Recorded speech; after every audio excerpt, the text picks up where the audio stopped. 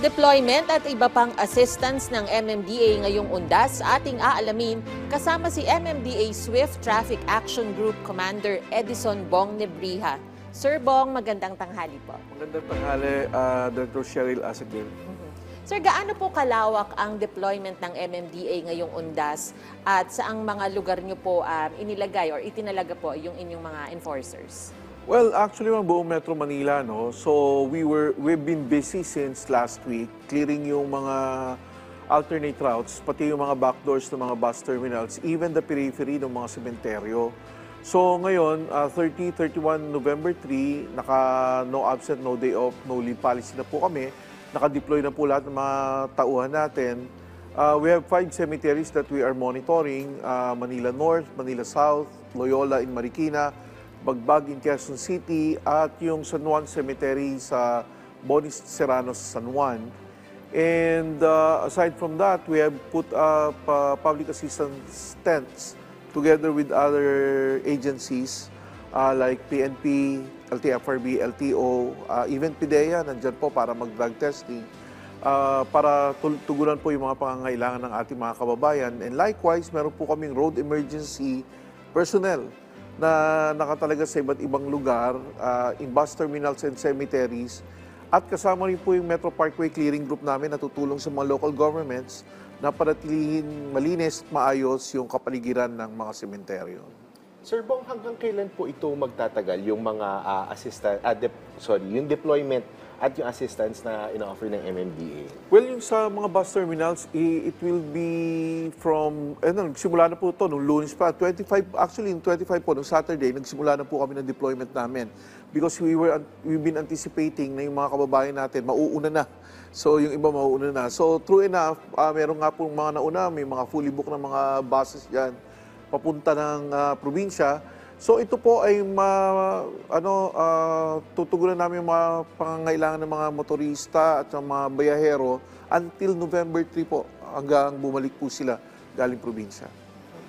Sir, para po sa kaalaman ng ating mga kababayan, ano po ang mga ipinatutupad na traffic rerouting schemes o parking advisories po sa paligid ng malalaking sementeryo tulad ng Manila North at Loyola Memorial Park? Tama yung Director Cheryl. Actually, pinapaalalahan na natin yung mga kababayan natin na pupunta sa mga sementeryo na bisitahin po yung website or Facebook page ng mga LGUs na nakakasakop dito.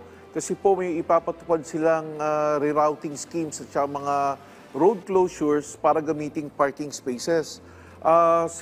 Local government units po ang nagsagawa ng mga traffic schemes na to. Kaya paalala po namin sa mga kababayan natin na kindly check yung local government unit website or Facebook page para alamin po natin kung saan po kayo pwedeng mag-park at saan po yung mga road closures para hindi po kayo maabala. Sir Bong, hanggang kailan po ba yung mga sinabi ng LGUs or in coordination with MMDA, kung hanggang kailan yung mga road closures na i-implement? Hanggang Sunday lang ba? Iba-iba, Asikdale, meron hanggang November 1 lang, meron hanggang November 2, but definitely November 3, we will be back to normal. So, MMDA po ang ahensyang abala dyan sa pagsalubong naman ulit ng ating mga kababayan na babalik din sa Metro Manila. Sir Bong, bukod po sa no leave, no absence, no day off policy para sa mga personnel ng MMDA, paano po tinitiyak na may sapat na assistance sa mga critical days gaya ng ngayong undas po? Tama, Asikdale, 2,400 personnel lang naman ang MMDA na madideploy ngayong undas. Kaya po nakipagtulungan po kami sa mga local government units at iba't ibang ahensya ng gobyerno, lalong-lalo na po ang Philippine National Police, LTFRB, LTO, para tulungan po kami sa pagmamanage ng trapiko. Nakipag-ugnayan din po kami sa mga management ng NLEX, SLEX, Cavitex, CALAX, para sa ganon masynchronize po namin yung traffic management namin at masiguradong makakaluwas palabas sa Metro Manila ang ating mga kababayan at makakabalik ng matiwasay sa Lunes. So, at dahil wala na nga halos pasok ang trabaho sa pampubliko at pribadong opisina, ramdam na po ba sa ngayon ang bigat ng daloy ng trapiko, lalo na sa paligid ng mga sementeryo sa Metro Manila? Director Cheryl, kagabi napakabigat po talaga ng traffic. Matatandaan po natin, nag-declare ng half day ang gobyerno. Marami sa ating mga kababayan na pinilit na rin umabsent kahapon. Nagkasabay-sabay po yung pagluwas ng probinsya. Kaya po talagang puno ang mga expressways natin kahapon palabas ng Metro Manila. But then again, halos lahat po ngayon nakaluwas na po. So from this afternoon going towards tomorrow, ina-expect po namin na konti na lang po yan, mostly mga buses na lang po ang luluwas. Sir Bong, you mentioned earlier na 5 cemeteries in Tinitingnan. And Opo. these are the big cemeteries dito sa Metro Manila. Opo. Would you still advise or advisable pa rin po ba for doon sa mga bibisita sa puntod ng kanilang mahal sa buhay na magdala ng sasakyan?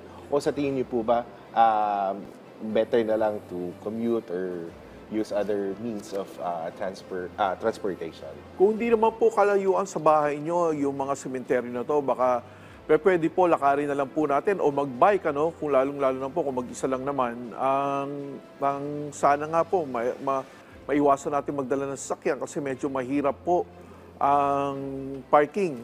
At talagang hahanapin nyo po, baka mamaya mapaaway pa kayo dyan. Ang ano naman namin, kung pupunta po kayo, planuhin nyo pong mabuti. At sana po, alam nyo kung saan na kayo pupunta para hindi na po kayo paikot-ikot at hindi po iinit ang ulo nyo. Lagi po panatilihin ang lamig ng ulo sa panahon na ito. Opo, Sir Bong, yun nga, nabanggit mo yung parking. Legal po ba o pwede po bang yung pansamantalang pagpapark sa mga kalye na malapit sa mga sementeryo? Kasi syempre, magiging sagabal siya sa kalsada, sa traffic. Tama po, pag-usapan natin yung sa San Juan kanina, yung sa may Boni Serrano, meron pong condominium doon, yung mga may-ari po ng units, doon po nagpapark sa kalsada. So maaga pa lang po, tinikita na po namin sila. Meron po kaming isa doon na nire-request namin na ito, para bigyan ng daan yung mga dadalo ng sementeryo. We are allowing those visitors sa mga cemeteries na to na pwede silang mag-on-street parking kasi wala naman po talagang parkingan sa loob ng sementeryo. But yung sa mga residente po, yung mga talagang iniiwan na po yung mga sasakyan nila dyan, hindi po namin pinapayagan yun. Maybe 1 or 2 hours pwede po mag-park kung bibisita sa sementeryo. Pero yung makahambalang na po kayo dyan, lalong-lalo na po mamaya gagawing one-way na yung Boni Serrano, nakaharang po kayo, baka mataw po kayo. Sir Bong, linawin ko lang, may limit lang po yung time na pwede mag-park yung mga bibisita. Kasi di ba yung iba nag-overnight or naghihintayin sa ibang family members? Yes, usually yung mga sementeryo na may overnight, meron po silang designated parking sa labas. Yung mga medyo maliliit, yung hindi naman po medyo malaki, yung San Juan po, limited din po yung mga parking space sa loob at sa labas. So they only operate, I think, 10 a.m. to 12 midnight. So wala po talagang overnight. So pagdating ng ganong oras, clear na po ulit yung kalsada. And pagdating kinaumagahan, kailangan clear po ulit. Sir, follow-up ko lang dahil sinabi nyo inaalaw yung on-street parking. Yes. Paano po yung sa mga gilid na mga kalye na malapit sa sementeryo? Paminsan po kasi merong mga naniningil. Is that legal po ba yun? Allowed po ba yun? Ay, depende po siguro sa panuntunan ng local government units. Hindi po kami kasi involved sa parking mismo, parking management ng mga sementeryo na yan. So, kung meron pong naniningil, siguraduhin lang po na may resibo kung local po man yan o yung mismong management ng sementeryo ang nagpapatupad ng parking na yan.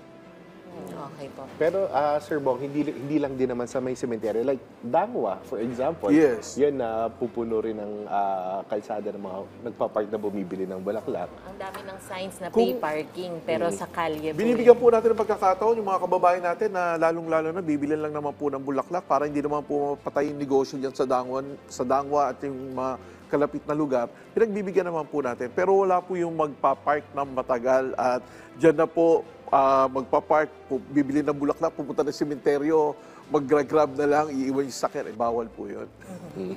Sir Bong, kadalasan din po na nagiging problema sa sementeryo ang mga batang nawawala po o di kaya yung mga nahihiwalay sa kanilang mga magulang. Ano po ba yung maipapayo ninyo tungkol po dito?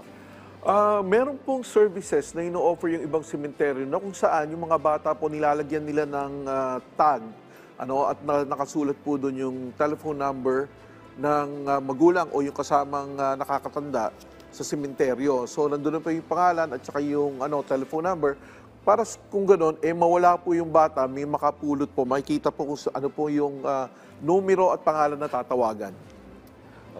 Sir, bang bukod po doon sa ganung problema, no, yung mga nawawala o nahihiwalay sa mga magulang, one of the problems then after the commemoration of All Saints and All Souls Day, yung basura na Yes. naiiwan sa loob at sa labas. Ano po ang agarang aksyon ng MMDA pagdating dito? Actually, hindi na namin iniipon. Meron na po kami nakadeploy na Metro Parkway Clearing Group, yung mga street sweepers po natin. Katuwang po yung mga LGUs. At yan po yung nangongolekta na ng basura. At balak nga po namin, sinisigurado po namin na pagkatapos ng observance ng undas, malinis na rin po yung mga sementeryo at ibang lugar para sa ganun sa Lunes, back to work, back to normal na po tayo ulit.